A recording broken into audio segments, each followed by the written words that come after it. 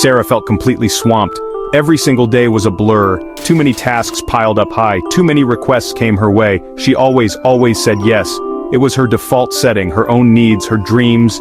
They were buried deep, lost somewhere in the constant rush. She felt utterly exhausted, truly. Sarah agreed to extra work, projects nobody else wanted. She joined committees, volunteered for causes, even when her diary screamed no. Social events filled her evenings, events she didn't want to attend, her own important goals.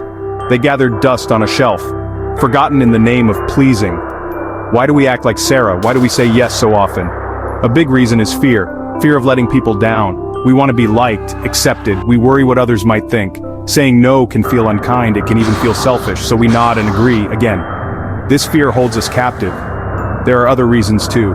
Guilt often plays a big part. We feel we'd be able to do it all. Society often praises being busy. It equates activity with worth. We also fear missing out on chances, missing out on connections. So yes becomes our automatic reply, even when no serves us better.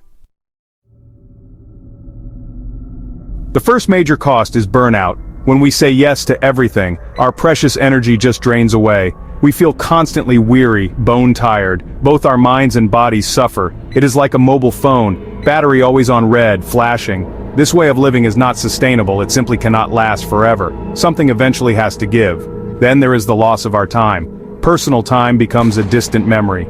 Time for hobbies, for simple joys, time for family, for true friends. It all just vanishes into thin air. Our days are filled only with others' needs. Their priorities become our own. We forget what truly makes us happy. Our own well-being takes a back seat. This is a very steep price. Our productivity also suffers badly. The quality of our work declines. When we spread ourselves too thin, we cannot give our best to anything. No single task gets our full focus. Projects take much longer to finish.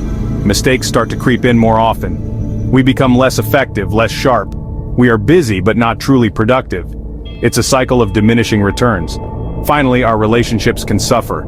It might seem counterintuitive, but constant yeses can breed resentment. We might feel unappreciated for our efforts, or we might become irritable from stress. This affects how we treat others. Those closest to us often see the strain. The hidden cost can be very high. It impacts the connections we value. This is a serious consequence indeed. So, what is the solution here? It begins with setting boundaries. Think of boundaries as clear lines we draw in the sand. They define what we will do, and crucially what we will not do. They protect our precious time. They safeguard our limited energy. Boundaries are not walls to keep people out. They are fences to protect what's inside. How do boundaries help us? They help us reclaim our personal time. When we set these important limits, we create vital space in our lives. Space for ourselves, for quiet reflection, space for what truly matters to us, space for our own goals and dreams. This is not a selfish act. It is an act of self-preservation. It is absolutely necessary for well-being. Boundaries also conserve our energy, saying no to non-essential requests, to tasks that drain us needlessly. This means we keep more energy for our most important priorities, energy for the people we love, energy for activities that truly nourish us. We become much more focused, our efforts are channeled effectively, we achieve more of what matters. Imagine a colleague, let's call him Tom. Tom used to work late every night. He felt he had to say yes to every single last-minute demand. Then he set a clear boundary. He decided to leave work at 6 p.m. Initially it felt quite difficult, but soon he found more time for his family, for his health. He felt refreshed, more engaged. How can we say no well? It need not be difficult. Here's a practical tip. Pause before you give an answer. Do not offer an immediate yes. Simply say, let me check my schedule, or I'll need to think about that.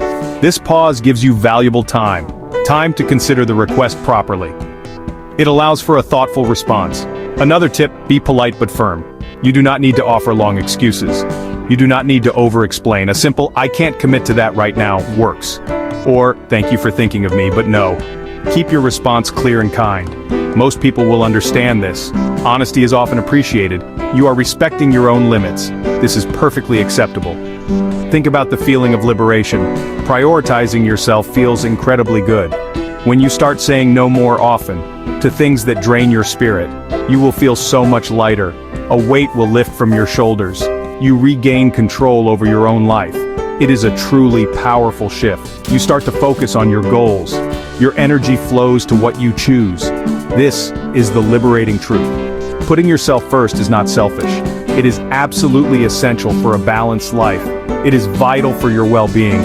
Saying no to the trivial many allows you to say a big yes to the few things that truly matter. This path leads to more joy. It leads to deeper purpose and a more genuine contribution to the world.